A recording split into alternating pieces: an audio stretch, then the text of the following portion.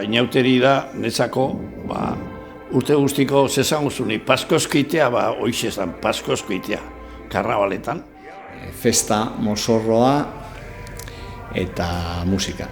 Txaranga eta laitasuna. Festa bat baino gehiago sentimentu bat ere badan, ustez. Urteko eguniko benak. Eso es. El carnaval para mí, pues mucho. Es una virguería de fiesta, una maravilla.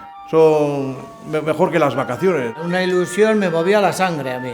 Es una manifestación de los tolosarras que lo hemos mamado y que nos sale de dentro y que no podemos evitarla. Creo que es como una especie de hermanamiento colectivo, una especie de locura compartida que es muy difícil de definir. Porque te permite crear, ponerte lo que no te pondrías nunca. En cualquier punto puedes encontrar humor, genialidades, ingenio. Urte guztiko kalamidadiak eta agiak eta astu inberdia, eta astutze dituzu eta. Para mí es la imaginación. Urte guztian ez dauzkatzun arte oso politak lagun arten pasatzeko aukera. Arauak hausten diran garaia. Es el colorido. Kaleko giroa. Juerga.